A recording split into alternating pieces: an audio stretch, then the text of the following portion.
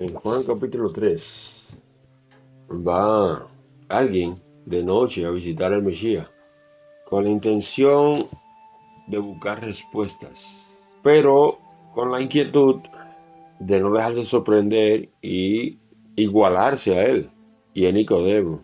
Y Nicodemo era una persona que no se sentía conforme con su religión, pero era un principal de la sinagoga, un príncipe prácticamente entre los religiosos. Y encontrar entonces que Nicodemo acude de noche para que no lo vean, cuando la gente mayormente se acostaba temprano. Y Nicodemo va donde está el Mesías y va y lo saluda.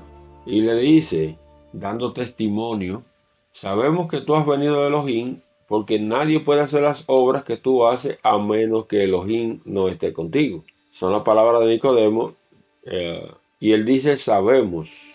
Bueno, sabía Nicodemo y sabía su casa, pero los demás fariseos no sabían eso. Quizás cuando decía sabemos, quizás hablaba de José de Arimatea, porque sabemos implica plural y eso tendría que decir por lo menos otra persona. Sabemos que tú has venido de Elohim porque nadie puede hacer las obras que tú haces, a menos que Elohim esté con esa persona. Y entonces ahí sí podríamos decir que sería un hecho de que habría varias personas que creen que el Mesías, estando aquí en la tierra, era alguien especial. Sin embargo, es como si el Mesías no le prestara importancia a lo que él estaba diciendo, como si supiera sus verdaderas intenciones y sus palabras de afirmación tienen cuestionamiento también, porque sabemos, o sea, yo afirmo, yo confirmo que tú eres alguien muy especial, pero ahí reflejaba una duda al venir de noche, al no buscarle, al no haber ido antes con él. Estaba reconociendo una parte, pero esa persona tenía en su interior algo que no había hecho una entrega de ninguna manera. Y había un motivo oculto por el cual entonces él estaba buscando al Mesías de noche, en la oscuridad, que nadie lo viera, para no sentir vergüenza del hecho de que una persona importante buscando a una persona humilde, una persona importante que tenía uno de los principales asientos en la sinagoga, que tenía asientos honorables en el Sanedrín, y entonces buscando a una persona que viene de Galilea, de Nazaret, de un sitio, es como decir Cienfuegos, donde las personas que habían vivido allí habían sido las personas más pobres, descendientes de aquellas personas que habían sido pobres, que los asirios se habían llevado de ese lugar, o de esas personas que fueron traídos otra vez por lo que estaba aconteciendo después que se llevaron a los samaritanos al reino de Samaria, que se lo llevaron de allí, y entonces aparecieron fieras salvajes que atacaban a los nuevos moradores. Y lo que se le ocurre a los asirios es decir, tenemos que traer gente que vuelvan aquí de las que vivían aquí, algunos de ellos. Porque esta gente que hemos traído aquí no saben cómo se adora a esta tierra. Porque antes estas personas no eran atacados por fieras salvajes cuando vivían aquí. Y sin embargo ahora traemos personas y son devorados. Y entonces ahí vinieron esos samaritanos, esos nazarenos. Y ahí viene otra vez y se puebla con una población mixta con samaritanos, antiguas personas que vivieron en ese lugar y las nuevas personas que trajeron los asirios. Pero también habían personas que eran del reino de Judá, los cuales ese reino fue formado por los macabeos en su lucha contra los ptolomeos y los seleucidas. Y no eran bien vistos por las personas que vivían en Judá, no de Judea, en Judá. Judea comprendía, antes de la invasión de los romanos en esa región, Judea comprendía Nazaret, comprendía Samaria, comprendía toda la zona del antiguo Israel. Pero al llegar los romanos y ya muerto el rey Herodes en el año 4 o 5 antes de la era que conocemos como cristiana, en esa oportunidad, entonces cuando muere Herodes, 3 hijos de Herodes, los romanos quisieron que dividieran la tierra en 3 reinos. Así, ninguno de ellos iba a tener tanto poder, iban a ser más controlables y mientras más división, mejor para mantener ganancias, más controlable el asunto. Por eso entonces el Mesías, llamado Nazareno, porque era de Nazaret, no porque tenía el voto de Nazareato, viene desde Nazaret predicando, a pesar de que él nació en Belén y sus padres eran de Belén, o sea, el centro de Judá. O sea, cerca, muy cerca de Jerusalén, estaba una pequeña ciudad de Belén, lugar histórico donde Raquel había muerto, donde fue sepultada. Raquel, la de Jacob, hogar de la familia de David, del rey David, hijo de Isaí. Isaí se conoce como Isaí de Belén. Y entonces, estando el Mesías solo, se aparece esta persona tan importante, oculto ante los ojos de la mayoría de las personas, que él sabía que si era de día iban a estar con el Mesías. Y entonces, asolapadamente, tranquilamente, va de noche preguntándose dónde estará, acechando, y cuando llega la oportunidad, entonces se le acerca y confirma que él y otra persona, no sabemos quién porque no lo dice, si se estaba refiriendo al Mesías o a otro fariseo que también creía como él. Y dice, sabemos que has venido de Elohim porque nadie puede hacer las obras que tú haces a menos que Elohim esté con él. Y eso lo dice la historia. ¿Cuántas personas han podido hacer tantas obras maravillosas como la que estaba haciendo el Mesías en ese momento? Pero la respuesta no se hace esperar, a pesar de que Nicodemo no está haciendo ninguna pregunta, simplemente está haciendo una afirmación, preparando el terreno para hacer una pregunta entonces, o varias preguntas, o para disputar con él. Inmediatamente cortado por el Mesías, porque en un cambio de conversación rotundo de si él venía de lo alto o no, si fue mandado de lo alto o no, le dice, de cierto te digo, que si no nacieres de nuevo, no podrás tener, ¿qué cosa? Vida eterna.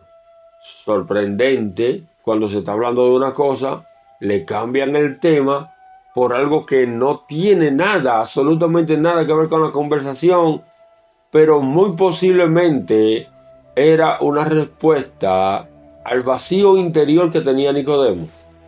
Porque él no sigue con su tema, sino que ahora acepta el cambio de tema y entonces hace preguntas. Y no como una persona que viene a disputar conocimiento, sino hace preguntas como una persona que está en la primaria. Y estamos hablando de una persona que por sus actitudes vemos que tiene un ego que cuidar.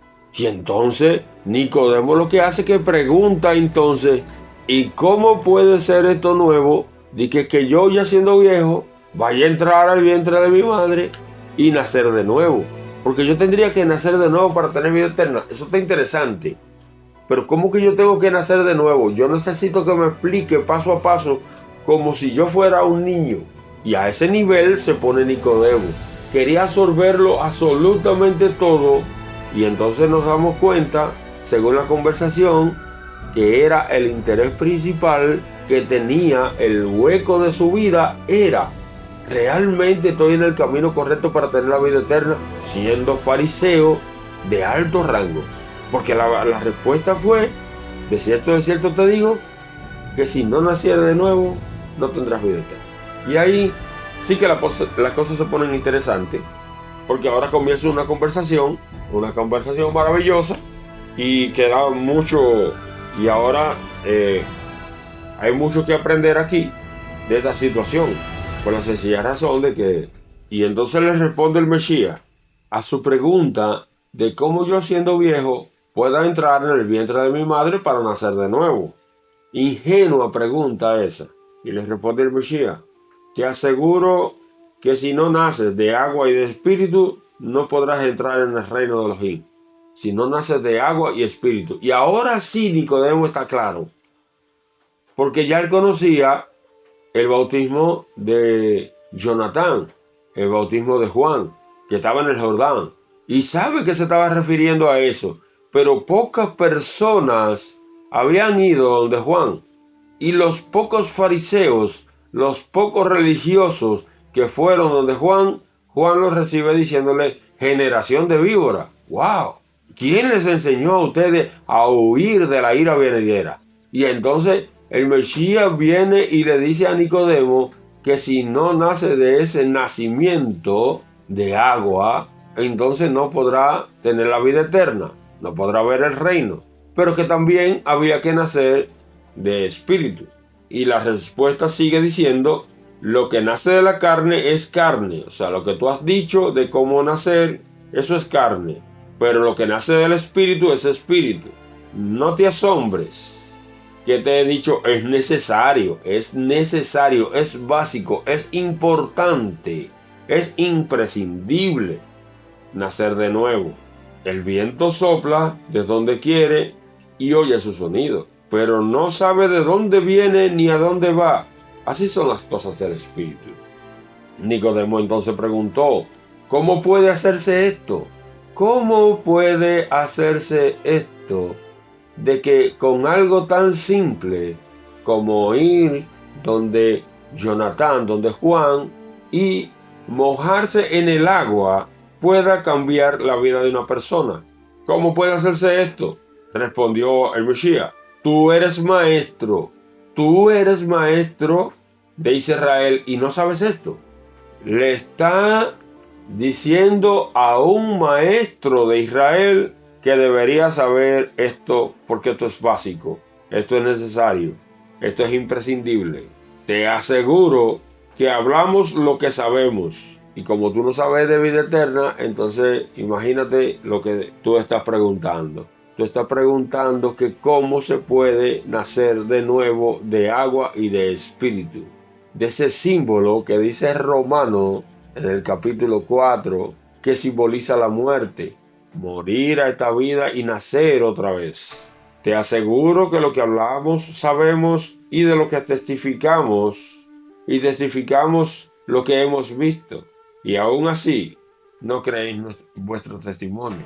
Si os hablo de las cosas de la tierra y no creéis, ¿cómo vas a creer las celestiales?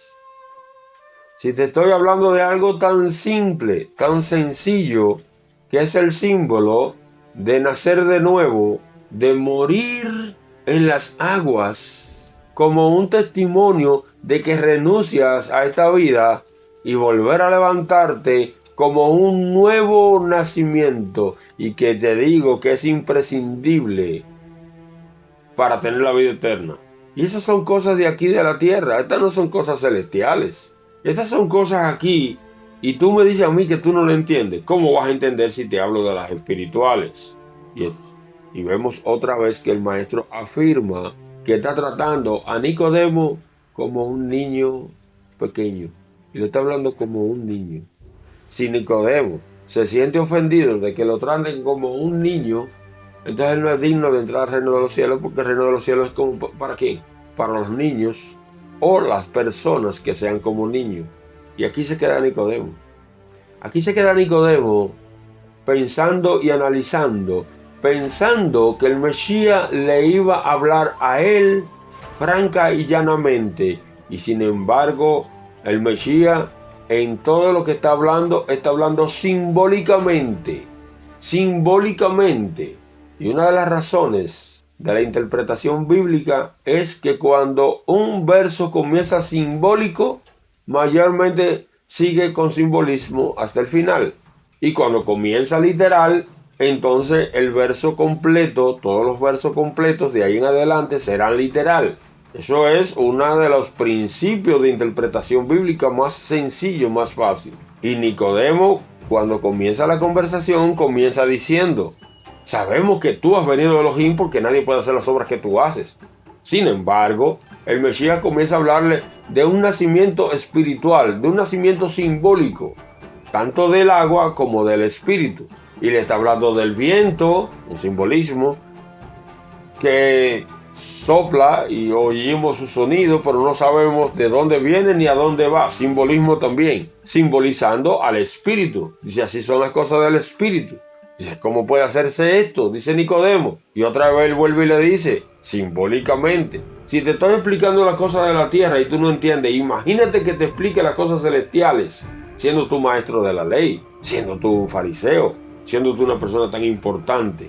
Entonces, todo el contexto de lo que está hablando el Mesías es simbólico, y lo que está hablando Nicodemo, él trata de que sea literal, de que le hablen las cosas literalmente. Y el Mesías quiere darle una enseñanza a él como se le da a un niño, con comparaciones. Y sigue diciendo, nadie subió al cielo sino el que descendió del cielo, el Hijo del Hombre que está en el cielo.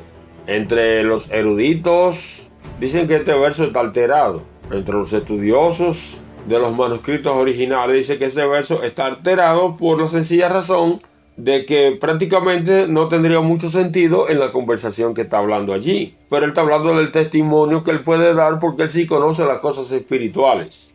Y entonces dice, nadie subió al cielo sino el que descendió del cielo, el Hijo del Hombre que está en el cielo. Estaría hablando de la omnipresencia, pero estaría hablando de una forma simbólica también.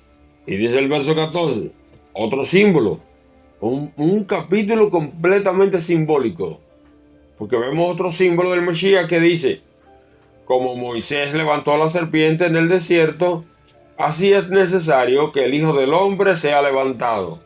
Asimismo, como Moisés, cuando estaban muriendo las personas allí en el desierto, que eran mordidos por las serpientes venenosas, hizo una serpiente de bronce, la clavó en un alto, para que todo aquel que fuera mordido por la serpiente mirara allí a la serpiente de bronce y salvara su vida, como un medio de fe. La serpiente no salvaba a nadie, el bronce no tiene nada que ver con curaciones. Pero Moisés dispone eso como un paso de fe y de humillación a las personas, para que la vieran, no para que la adoraran. Tiempo después comenzaron a adorar a esta misma serpiente, la serpiente de bronce.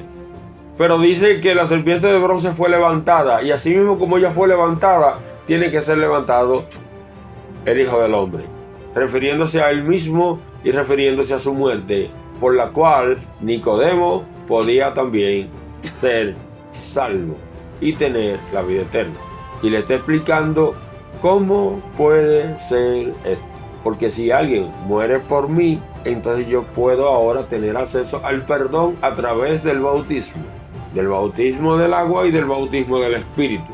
Pero aquí vemos el verso 15, que dice, para que todo el que cree en él tenga vida eterna. ¿Quién iba a ser levantado? El Hijo del Hombre. Primera vez que el Mesías le dice a alguien que él sería levantado en un madero. Primera vez. No había dicho eso antes. No se lo había dicho a los apóstoles. No lo habían escuchado los discípulos. No lo habían escuchado los familiares. Y sin embargo, el Mesías le está diciendo, a través de mí, yo, como parecido a la serpiente de bronce, simbólico todo, voy a ser levantado, y así el que me mire a mí tendrá vida eterna. Asimismo, como la serpiente en el desierto, el que la miraba, habiendo sido picado por la serpiente, podía tener vida eterna. Ahora también cualquier persona que haya sido esclavo de la serpiente antigua, que se llama, ¿cómo? Y Satanás, si me mira a mí, a pesar de que la serpiente ya lo ha picado y tiene sus días contados, tiene sus horas contadas, porque la serpiente es altamente venenosa, si me mira a mí, yo, que seré levantado, él tendrá vida eterna. Bendito su nombre. En una forma simbólica explicó todo el proceso de la salvación y de la vida eterna. En una forma simbólica. Maravillosamente. Y voy a repetir el 15 otra vez, que dice, para que todo aquel que en él cree no se pierda, mas tenga vida eterna. Pero es increíble. Esto es un verso simbólico. Para que todo aquel que en él cree no se pierda, mas tenga vida eterna. ¿Simbólico por qué? porque iba a ser levantado, así como se levantó la serpiente en el desierto, para que el que mirara a la serpiente en el desierto no muriera cuando estuviera picado por la serpiente. Ahora la serpiente era otra, ahora la serpiente de bronce no era serpiente de bronce, sino que era el Hijo del Hombre que iba a ser levantado. Todo está muy claro, el plan de la salvación hasta ahora. Pero llega el verso 16. Y el verso 16, viendo que todos los versos y toda la conversación del Mesías anteriormente eran simbólicas, ahora a la supuesta cristiandad, la supuesta tanda de creyentes, ahora quiere imponer como que este verso sí es literal y todo lo otro es simbólico. Y también han dicho que este es el verso más importante de todas las escrituras, cuando el Mesías dijo que el verso más importante de todas las escrituras era: escucha Israel, Yahweh tu Elohim, Yahweh uno es. Eso dijo él. Pero ahora estos falsos eruditos, estas gentes de las tinieblas que tratan de enseñar ahora, dicen que este verso que viene es el más importante y es una repetición del verso 15. Vamos a ver, el verso 15 decía: para que todo aquel que en él cree no se pierda, mas tenga vida eterna. Miren cómo dice el 16. Porque de tal manera amó Elohim al mundo, que ha dado su Hijo unigénito, para que todo aquel que en él cree tenga vida eterna. En ninguna parte de este capítulo completo repite dos veces las mismas palabras. No lo repite. Y aquí encontramos que repite el verso 14 dos veces. Es interesante que ahora se diga que este verso es totalmente literal, y que es el más importante. Entonces, quiere decir que el 15 no es importante, que habla acerca de la serpiente de bronce que fue levantada para que el que fuera mordido por la serpiente. Yo pregunto, una de dos. Vamos a ver. La serpiente fue levantada para cuando una serpiente mordía a una persona, mirar a la serpiente de bronce, pensar en su significado que había sido dicho verbalmente. Tarde o temprano vendrá un Salvador que será levantado como yo levanto esta serpiente. Y entonces el que mira a la serpiente pensando en eso tendrá vida. No morirá por la picadura de la serpiente. Pero ahora dice: porque de tal manera amó Elohim al mundo, que ha dado su Hijo unigénito, su Hijo único, dice en algunas partes, para que todo aquel que en él cree no perezca, sino que tenga vida eterna. Y en esta segunda parte de este verso está repitiendo el verso anterior. Bueno, de tal manera amó Elohim al mundo. Yo no tengo duda de que nuestro Elohim nos ama mucho, pero ¿esto es totalmente literal o sigue siendo un recuento simbólico igual que todas las cosas que había dicho antes que eran simbólicas todas? Está teniendo una conversación simbólica o literal. Y aquí podrán hablar muchas personas, muchos disparates. Pero aquí está diciendo: de tal manera amó Elohim al mundo, que ha dado su Hijo único. Vamos a suponer esto. Hay una persona que es llevado a la silla eléctrica.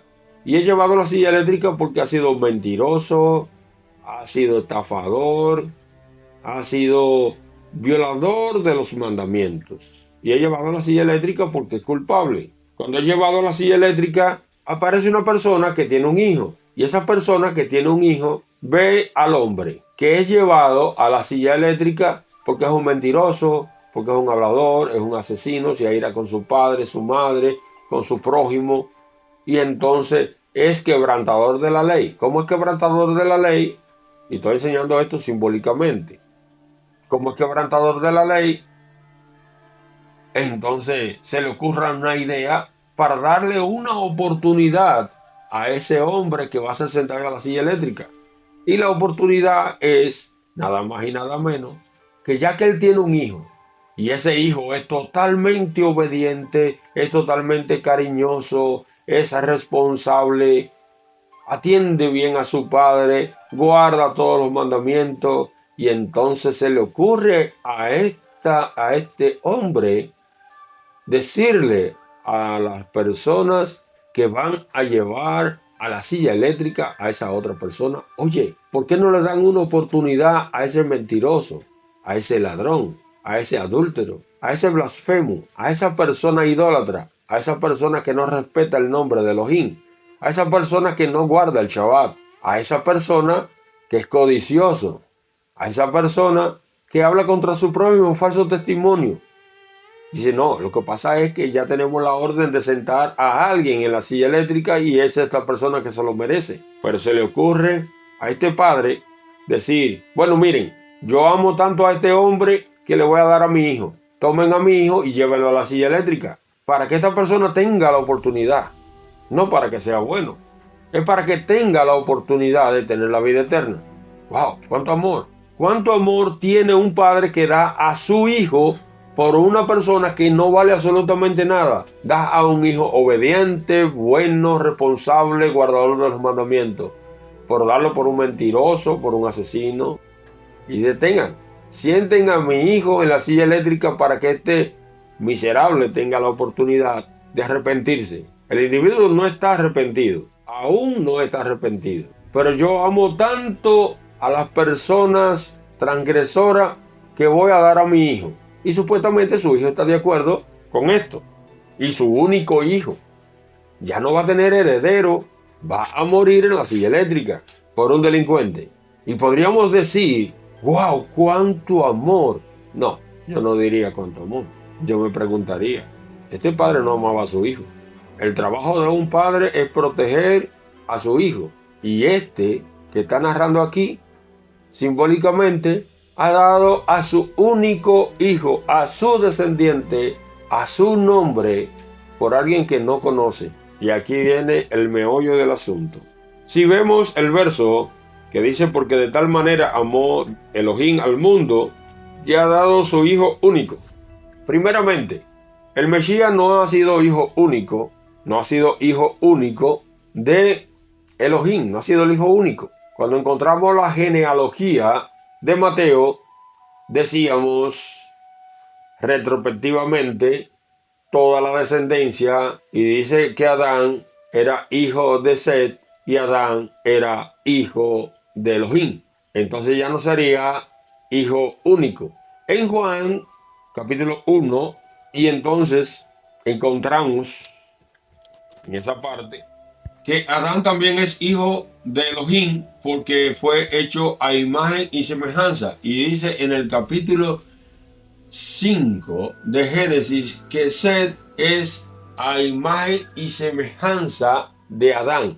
Si A es igual a B y B es igual a C, entonces A y C son congruentes, son iguales. Si Adán era semejante a Elohim y Set era semejante a Adán, entonces Set y Elohim eran semejantes, eran iguales, tenían su imagen y tenían su semejanza. Esto es un principio matemático muy sencillo, una regla matemática muy sencilla, porque el orden de los factores va a dar el mismo resultado. Pero el asunto es que entonces ya tenemos dos hijos. En Juan capítulo 1, versos 10, 11, 12, está hablando de cuáles son hijos de Elohim, según la promesa. Así mismo como lo dice Gálatas, hijos de la promesa, los que han creído en la promesa que se le hizo a Abraham. Entonces ya encontramos no hijo único, sino encontramos aquí muchos hijos. Entonces ya la palabra único ya no es literal, es simbólica. Y para que todo aquel que en él cree no se pierda, mas tenga vida eterna, lo podemos poner incluso en duda si es literal o es simbólico. Hoy todo el mundo es creyente. Todo el mundo es creyente. Pregunto, ¿todo el mundo irá a la vida eterna? ¿Todo el mundo será salvo? ¿Qué pasa con aquellas personas que dice Lucas capítulo 13 cuando le hacen la pregunta al Mesías? ¿Son pocos los que se salvarán? Y él responde, tratad de entrar por la puerta estrecha porque estrecho es el camino que lleva a la vida eterna y pocos son los que van por ella. Pero también está diciendo que ancha es la puerta que conduce a la perdición y muchos son los que van por ella. Pero también está diciendo que muchos procurarán entrar y no podrán. procurarán entrar. Pregunto, el que está procurando entrar a la vida eterna, ¿es creyente o no es creyente? Porque aquí está diciendo que todo aquel que en él cree no se pierda, mas tenga vida eterna. Pero entonces me está diciendo que muchos procurarán. Si están procurando entrar, quiere decir que son creyentes y no van a entrar. Entonces, ¿esto es simbólico o es literal? Yo lo veo simbólico, porque no todo el que cree, no todo el que diga, Mateo capítulo 7, versos 21 y 22, no todo el que me dice, Adón, Adón, entrará en el reino de los cielos. Porque le dirán, Adón, en tu nombre echamos fuera demonios, hicimos muchos milagros, resucitamos muertos. Y él les dirá, apartados de mí, hacedores de maldad, al fuego eterno. Yo no los conozco, yo no los conozco. Entonces ahora me está diciendo a mí que no es el asunto de que todo aquel que en él cree no se pierda, mas tenga vida eterna. No es el asunto de creer o no creer. Entonces vemos aquí que todo el mundo quiere creer por un beneficio personal, por no perderse. Pero no se está refiriendo a los que creen. Incluso los que hacen milagros, que la gran mayoría no hace ningún milagro, los que hacen milagros están en tela de juicio también. Judas estaba haciendo milagros. Judas fue enviado a resucitar muertos, a sanar enfermos, a curar leprosos, a hacer todas esas maravillas, a sacar demonios. Así mismo como dicen estas personas. ¿Y qué pasa con Judas? Entonces no todo aquel que en él cree tendrá vida eterna. Podemos descartar que esto sea literalmente. No todo aquel que en él cree tenga vida eterna. Y no es verdad tampoco que esto es literal cuando dice el único hijo de Elohim. Eso es simbólico, porque Adán entonces no es hijo. La Biblia se contradeciría ella misma si este verso fuera literal. Y aquellos que serán llamados hijos del Altísimo, que ha dicho dos capítulos antes está diciendo, bueno, vamos a buscarlo aquí, está cerquitita, en Juan capítulo 1, y el verbo se hizo carne y habitó entre nosotros. Y dice, para que viéramos su esplendor, el esplendor como único hijo hecho del Padre. Simbólico literal, mira lo que dice aquí. Y testificó de él y proclamó diciendo, este es aquel de quien dije, el que viene después de mí es antes de mí, porque existía antes que yo. Pero el verso 13 está diciendo, estos que han creído nacieron no de la sangre, ni de impulso de carne, ni por deseo de un varón, sino de Elohim. Y por eso son llamados, ¿qué cosa? Había dicho, hijos del Altísimo. Hijos del Altísimo. Ahora encontramos muchos hijos del Altísimo. Y entonces estaríamos claros que todos los versos que están diciendo antes son simbólicos. El capítulo 15, el verso 15, está diciendo para que todo el que cree en él tenga vida eterna. Y esto también es simbólico. No todos los creyentes tendrán vida eterna. Muchos procurarán entrar y no podrán. Y entonces la parte que dice, porque de tal manera amó Elohim al mundo que ha dado su Hijo unigénito, entonces ahora sí será literal. Cuando la mitad del verso ya la hemos desmontado de que es simbólica. Y todos los versos anteriores son simbólicos. Y sigue diciendo entonces el verso 17, porque Elohim no envió a su Hijo al mundo para condenar el mundo, sino para que el mundo sea salvo por él. Simbólico literal. El mundo será salvo. El mundo entero será salvo. De ninguna manera. Ya lo ha dicho antes. También es simbólico. El que cree en él, verso 18, no es condenado. Pero el que no cree ya está condenado porque no creyó en el nombre del único Hijo de Elohim. Simbólico o literal. Simbólico literal. Simbólico de nuevo. ¿Por qué? Porque el que cree en él no será condenado. O sea, ya habíamos hablado de los creyentes. Muchos procurarán entrar, tienen que ser creyentes, procurarán entrar y no podrán. Son creyentes, pero no están santificados. Entonces estos no van a entrar por la puerta estrecha. Y muchos que sí prácticamente se ve como que entraron a la puerta estrecha, están resucitando muertos, están haciendo milagros, están haciendo señales y le dirán, apartados de mí, al fuego eterno, no los conozco. Y ahora el mundo entero será salvo por él. ¿El mundo qué? El mundo arrepentido. O sea que es el mundo simbólico también. También es simbólico porque no todo el mundo que te ha arrepentido o que diga estar arrepentido está verdaderamente arrepentido. Eso lo conoce mi Padre Celestial. Eso lo sabe. Y no todo el que diga que está arrepentido está arrepentido. Porque el que está arrepentido, dice Jonathan, tiene que dar fruto digno de arrepentimiento. Entonces dice el 19. Y esta es la condenación. La luz vino al mundo. Simbólico literal. Él es la luz. Pero era una persona. O sea que era simbólico. La luz vino al mundo. Y los hombres amaron más las tinieblas que la luz. ¿Quién quiere estar en la oscuridad? Nadie quiere estar en la oscuridad. Hoy estamos viviendo en el tiempo más terrible de la humanidad, donde hay más desastre y la gente está contenta porque tiene bombillitos en su casa. La gente no le gusta las tinieblas. O sea, esto es una tiniebla, esto es una oscuridad espiritual. Es simbólica también, ¿sí o no? Por eso no vienen ¿a dónde? A la luz, porque sus obras son malas. ¿Se dan cuenta que es simbólico? Todo el que obra mal, aborrece la luz y no viene a la luz para que no se descubra su obra. Y entonces encontramos que dice, pero el que viene de acuerdo a la verdad, viene a la luz para que se manifieste que sus obras son hechas por Elohim, simbólico o literal. También simbólico. Y ahora los falsos maestros, los modernos maestros toman un verso allí que está repetido, un verso simbólico, y lo quieren poner como el verso más interesante para introducir la idolatría y violar el segundo mandamiento y violar el primer mandamiento. Y como violan uno, ya se hacen culpables de todo, según Santiago capítulo 2, verso 10. Y para estar claro de qué mandamiento estaba hablando, entonces verso 8, 9 y 10. Para que se sepa que está hablando de adulterio, y está hablando de avaricia, está hablando de hablar contra su propio falso testimonio, y está hablando de los mandamientos. Es increíble cómo hoy en día es tan fácil torcer las escrituras cuando se tiene un propósito. Y cada uno de nosotros debería resetearse.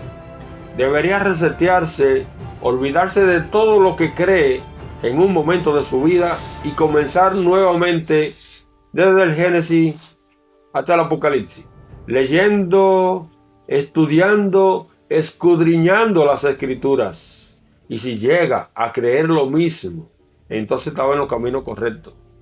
Pero si comenzó a hacer ese estudio con los prejuicios y subido en el árbol de su preconcepto, no le sirve de nada. Pero usted que escucha esto, que se cree que sabe, aquí había una persona que creía que sabía, Nicodemo. No era cualquier persona. Era más importante que cualquiera de nosotros. Era más importante que cualquier papa que haya existido. Era más importante que cualquier arzobispo, que cualquier cardenal. Era más importante que cualquier persona estudiada. Era una persona especial en su tiempo y en el tiempo que con sus ojos él vio al Mesías.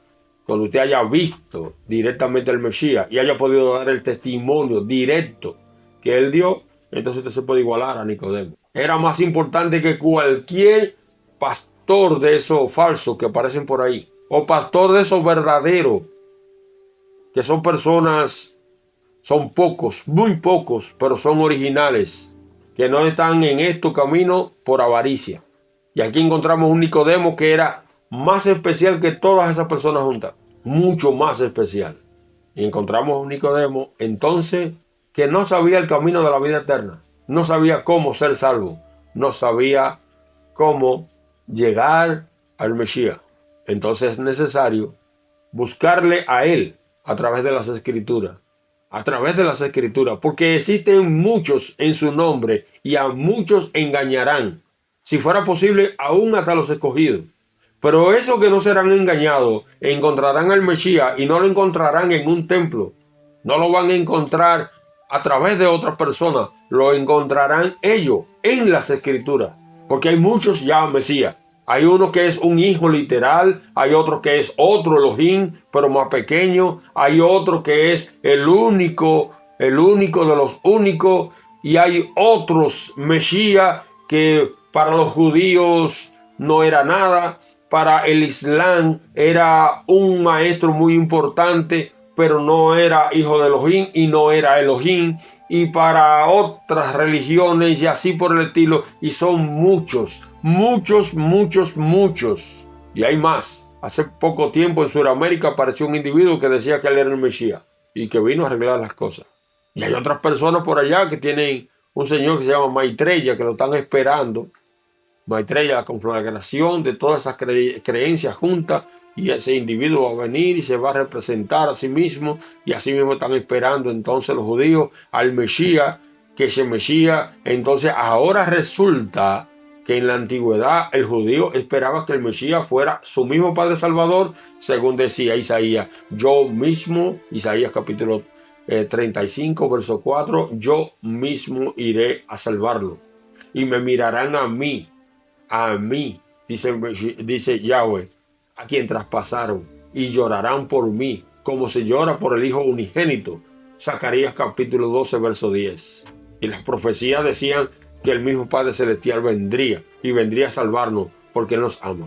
Ahora, si ahorita yo hablaba de que una persona que tiene un hijo prudente y bueno, lo ofrece por un mentiroso, por un transgresor, por un desobediente a los padres, para darle simplemente la oportunidad a ver si se convierte, no nos podríamos regocijar en decir, de tal manera amó ese padre al mundo que dio a su único hijo obediente, bueno y todo eso, para que una persona perversa, canalla, idólatra, violador de los mandamientos, diera su vida por él, no por él, sino para que tuviera la oportunidad de arrepentirse. Y podríamos decir, wow, cuán amor. Yo voy a dar mi descendencia, ya no voy a tener más hijos porque era hijo único. Eso es lo que está expresando allí. Si fuera literalmente, voy a dar mi único hijo. Y si sabemos entonces que nuestro Padre Celestial conoce el futuro desde el principio, Él sabía que al hacer la humanidad iba a tener que ofrecer a su único hijo. ¿Tendríamos que acusar a nuestro Padre Celestial de maldad porque Él hizo a Luzbel? No nos damos ni cuenta en el rollo que nos estamos metiendo en decir que este verso es totalmente literal. ¿Quién creó a Luzbel? ¿Quién tiene el mundo en el desastre en que estamos hoy en día? El mismo Luzbel, que se convierte él mismo, se convierte en la serpiente antigua. Y entonces, ¿quién lo creó? ¿Sabía Elohim que el hombre al hacerlo iba a transgredir? ¿Por qué no se encontró más nadie en el cielo, ni en la tierra, ni debajo de la tierra, que pudiera salvar a la humanidad? Pero si me dicen a mí que ese señor va caminando con su hijo y van los dos agarrados de mano y ven que llevan a ese mentiroso, a ese ladrón, a ese adúltero, a ese desobediente a su padre, a esa persona que no respeta el Shabbat, a esa persona idólatra, a esa persona politeísta, a esa persona pagana, lo van a sentar a la silla eléctrica por la sencilla razón de que no conviene que viva, y entonces el padre ve a su hijo y en vez de ofrecerlo por ese charlatán, dice, no lo lleven a la silla eléctrica. ¿Y qué? ¿Tú quieres dar a tu hijo? Dice, no, mi hijo es muy bueno para ayudarlo. Yo me voy a ofrecer yo. Entonces ahora sí yo entendería que mi Padre Celestial me ama. Si Él viene Él mismo, no que mandó a otro. Si Él mismo vino y se humilló, entonces verdaderamente mi Padre me ama. Y no tengo otra opción que corresponder a su amor. Esto le va a resultar tan chocante a las personas que no han estudiado las Escrituras. Que alguien, yo hago un mal negocio y mi hijo que lo pague. Yo hago un muy mal negocio. Yo creo seres libres, independientes, porque yo tengo un propósito, que me amen a mí. ¿Cuál es el propósito que nuestro Padre Celestial hace a la humanidad? Tiene un propósito. Él no quiere estar solo. Ese es el propósito. Él no quiere estar solo. Él tenía ángeles que le servían ya, pero quiere hacer una obra majestuosa y única a su imagen y su semejanza. Y entonces lo hace. Y cuando lo hace, sabía ya que iban a estar en transgresión. Y hace a Luzbel. Y cuando hace a Luzbel, hacen una fiesta. Todos los otros ángeles se preparan porque iba a ser creado un ángel especial. Y ese ángel especial era el destructor. Eso choca con el razonamiento lógico. Y entonces él hace todas esas cosas y manda a otro para que lo salve. Y supuestamente, dice una señora que entonces, dime, ¿te gustó el sacrificio que yo hice por la humanidad? Para que tú lo salves, porque yo sé que tú lo odias a todos, tú lo odias a todos. Tú lo creaste para odiarlo, tú lo creaste para destruirlo, tú estabas loco por destruirlo. Pero yo sí lo amé. Y tú dices que tú lo amas. Tú lo creaste y tú dices que tú lo amas porque tú me diste a mí. Y ahora yo tengo que presentarme supuestamente ante el atrio celestial, ¿m? Y pasar allí al lugar santo y estar allí en el lugar santo y pasar al lugar santísimo para decir, mira mis llagas, mira mis sienes, están heridas, perdónalo, perdónalo. Y entonces me dicen a mí que fue el Padre que amó. El Padre no tiene ningún amor en eso. No hay una sola gota de amor en eso. Crear una criatura sabiendo sus imperfecciones y mandar a otra persona para que abogue por él. No hay ningún amor ahí. Vamos a estar claros. Eso no es amor. O eso es amor. A ver. Me meto en un negocio que me va muy mal. Muy mal. Pero yo sabía que ese negocio me iba a ir muy mal. Y agarro la vida entonces de mi hijo y digo, hijo, pague esa deuda. Yo sabiendo que el negocio era malo. Y mi hijo para siempre va a estar condenado a ser un ser humano, a quedar degradado por el resto de su vida. Y entonces yo estoy amando a la persona que está salvando a mi hijo. ¿Hasta dónde está llegando la estupidez de las personas? Que a lo bueno le están llamando malo y a lo malo bueno. Que no saben ni siquiera qué es amor. Hoy en día la gente no sabe qué es amor. Cuando entienda que el que vino a salvarme fue mi Padre Celestial. Y que el propósito por lo cual hizo al hombre con libertad de buscarle o no y pagar él mismo ese precio tan caro para que cuando una persona se arrepienta de todo lo malo que ha hecho o lo bueno que ha dejado de hacer, tenga la oportunidad de arreglar su vida. Entonces ahí descubrirá qué es el verdadero amor de Elohim. Él mismo vino y dio su vida por mí. Bendito su nombre por toda la eternidad.